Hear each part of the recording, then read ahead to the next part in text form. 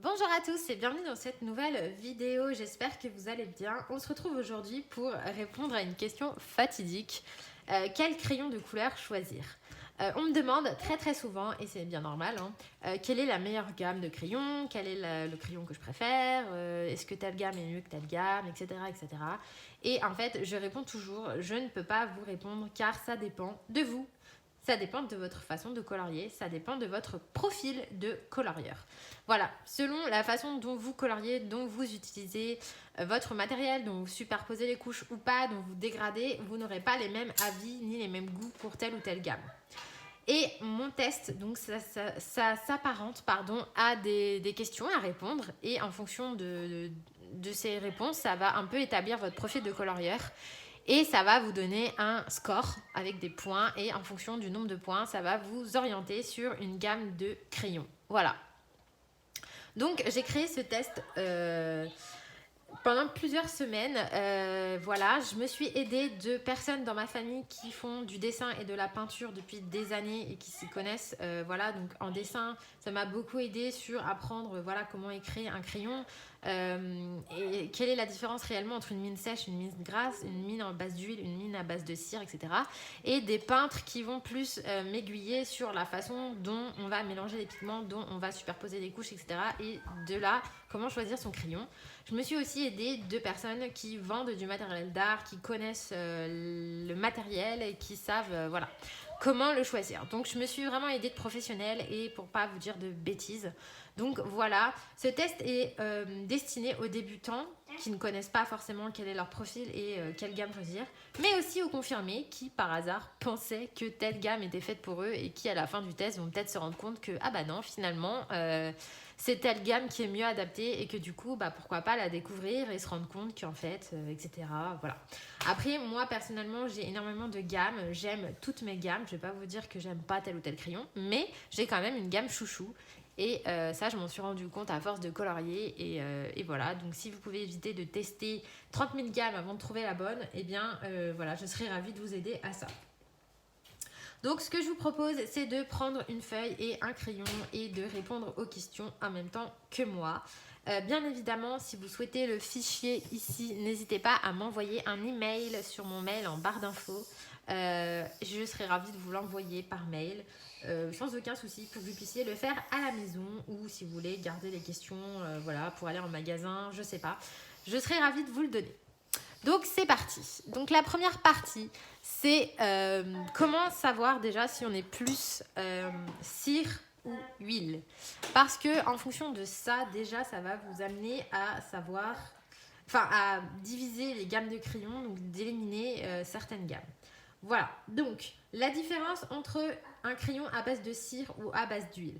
Donc les crayons à base de cire, la mine est beaucoup plus grasse. Donc déjà, un crayon, à la base, c'est des pigments. Des pigments, c'est friable. Vous me donnez des pigments comme ça, je ne peux pas les appliquer sur un papier. Il faut qu'ils soient liés pour en faire, une espèce de crème, vous voyez, une espèce de texture qu'on va pouvoir appliquer sur le papier. Et ça, pour ça, on va utiliser un liant, donc soit qui sera à base de cire, soit qui sera à base d'huile. Voilà. Donc les pigments qui sont liés à base de cire, ça va donner une mine très tendre, très grasse. Ça va permettre de obtenir un rendu plus opaque directement. On verra moins le grain du papier. Les mélanges vont se faire plus facilement. Mais à côté de ça, la mine est beaucoup plus fragile, va casser plus rapidement et vous allez avoir le crayon qui s'use très rapidement. Les crayons à base d'huile, eux, seront plus secs. La mine sera plus dure. Alors quand je dis des crayons secs, c'est pas des crayons secs vraiment secs. C'est juste que la mine est plus sèche que à base de cire. Mais ça permet déjà d'avoir un rendu très très précis, un rendu net. Et ça, c'est quelque chose que, selon la façon dont vous coloriez, ça peut être très appréciable. Enfin, moi, par exemple, j'ai besoin de ce rendu net. J'ai besoin de faire, vous voyez, ça, là, on est sur une mine HB, donc H hard, donc une mine dure. Voilà. Et moi, si je veux un rendu net, précis, j'ai besoin de quelque chose de plus dur. Ensuite, ça va permettre aussi de superposer un grand nombre de couches. Avec certaines gammes de crayons, on peut aller jusqu'à 12, 13, 14 couches. sans saturer le papier. Voilà, qu'un crayon à base d'huile, de cire va plus facilement saturer le papier, mais en même temps, du fait qu'il est plus opaque, on n'aura pas besoin d'aller à autant de couches.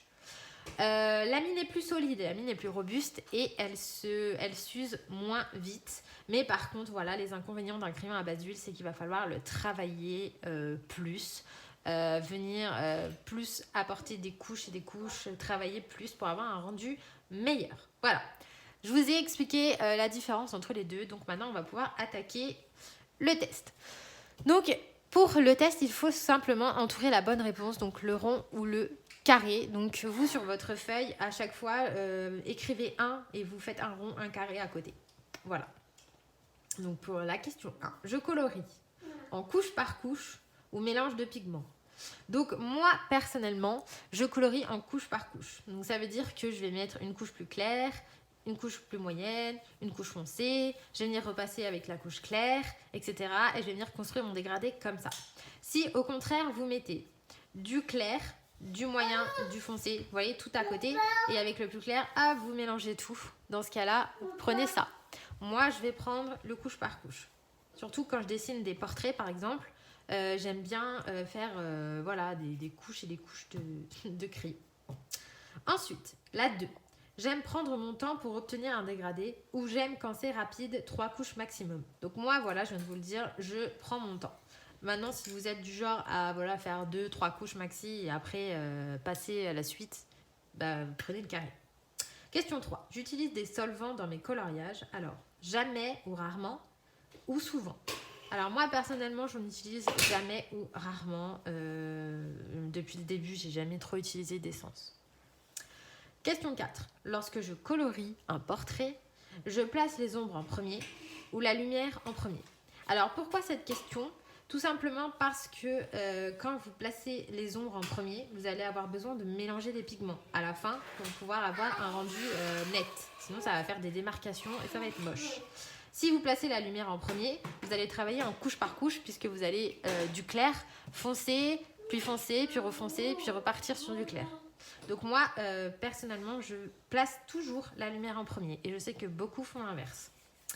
Question 5. Je colorie seulement par aplat ou avec ou sans dégradé ou j'utilise des techniques de hachurage.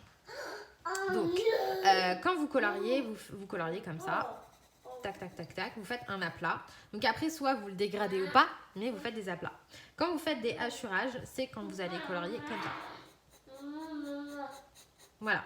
Donc ça, pour des cheveux, par exemple, ou si vous voulez dessiner, je sais pas, vous avez un arbre, on va dire un arbre, et vous allez faire des feuilles, vous voyez, comme ça. Ou vous allez vouloir dessiner de l'herbe.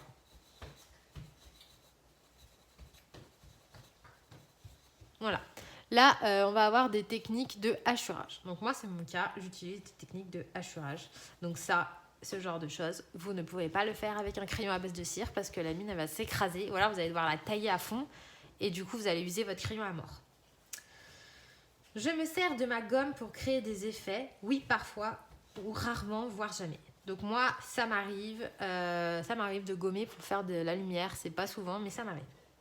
Je souhaite un rendu final lisse ou brillant. Donc moi personnellement j'aime bien quand c'est brillant, mais c'est pas hyper important. Voilà, donc là j'ai répondu, donc pas besoin de compter pour se rendre compte que j'ai énormément de ronds. Et donc si on passe au résultat, voilà, donc tu obtiens un maximum de ronds, les crayons à base d'huile te conviennent mieux. Voilà, donc là je sais que je suis plus huile que cire. C'est pas pour autant que j'aime pas les crayons à base de cire, mais voilà, si je devais en choisir qu'une, je sais que je me dirigerais plutôt vers l'huile.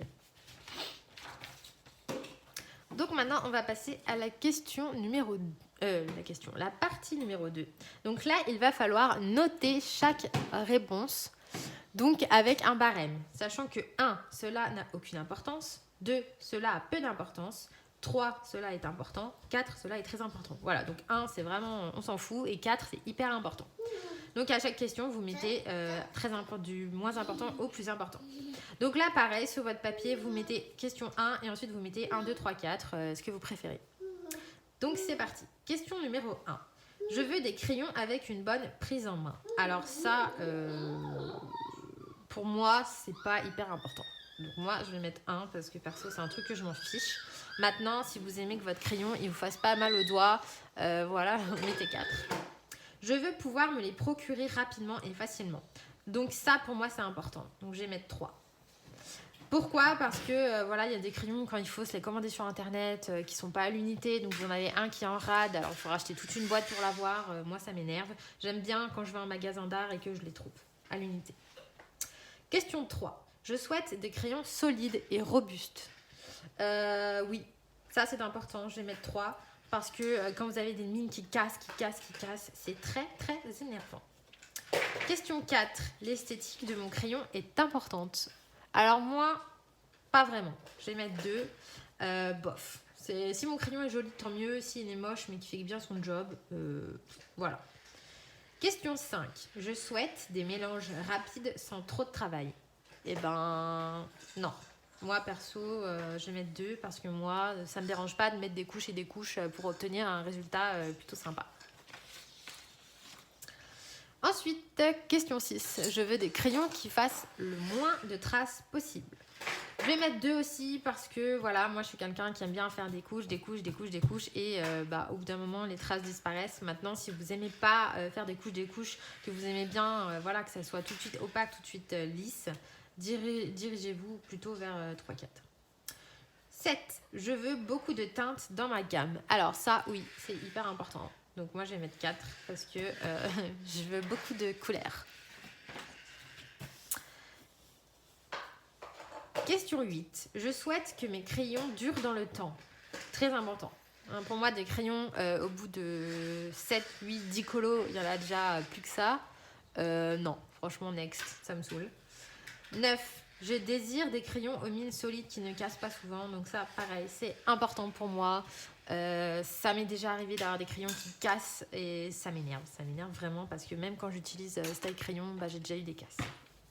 10. Je veux des crayons qui se taillent facilement. Ouais, voilà, pareil. Ça m'est déjà arrivé de casser des crayons, notamment avec celui-ci. Il est bien, mais ça m'est arrivé de casser des mines avec.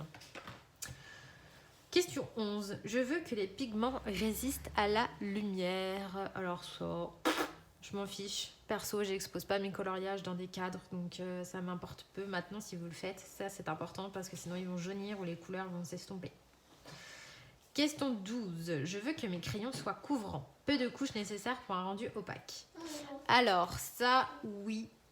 Je vais mettre 3 parce que c'est important, mais en même temps, bon, voilà, vu que j'aime bien mettre des couches, au final, je finis avec un rendu opaque.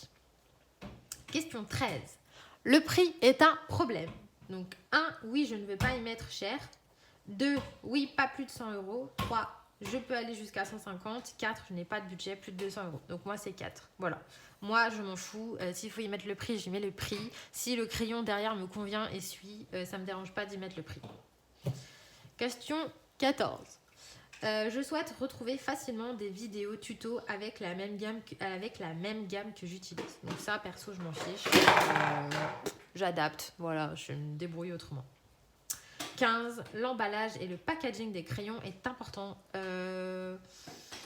Oui, parce que pour moi, même, vous voyez, je vais peut-être même mettre 4. Parce que pour moi, voilà, toutes les boîtes, on n'a pas envie de tout mettre en trousse. Et si la boîte, c'est des vieux racks en plastique qui se cassent la tronche quand on les sort, ou qu'il y a 15 boîtes de 12 ou 15 boîtes de 24, et qu'à chaque fois, il faut sortir toutes les boîtes une par une pour aller piocher dedans, c'est juste relou parce qu'on n'a pas 15 000 tonnes de place. Donc moi, ce que j'aime bien, c'est boîtes en métal avec les racks en mousse dedans, comme Caranda chiffon. C'est très bien, comme ça on garde la boîte, on ne s'emmerde pas la vie. Voilà.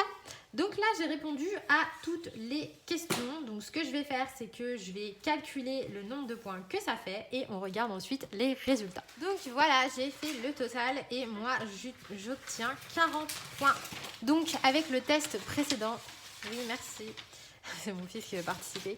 Donc avec le test précédent, je sais que je suis à base d'huile. Donc je vais venir me référencer à ce barème-là. Et donc avec 40 points, on voit que je suis entre 37 et 42. Donc je suis sur les Pablo de Caran d'Ache. Et voilà, vous l'aurez deviné, ce sont mes crayons chouchous avec les polychromos, bien sûr que j'aime énormément. Mais voilà, les Pablo ont une meilleure... ils sont plus jolis, une meilleure prise en main et la boîte, l'esthétique de la boîte, etc. est plus jolie. Voilà. Voilà, bon après, voilà, chacun ses goûts. Mais vous voyez que sur le test, j'obtiens quelque chose d'assez logique. Voilà. Si vous êtes à base de cire, donc je vous mets un petit peu voilà, les résultats que vous pouvez obtenir.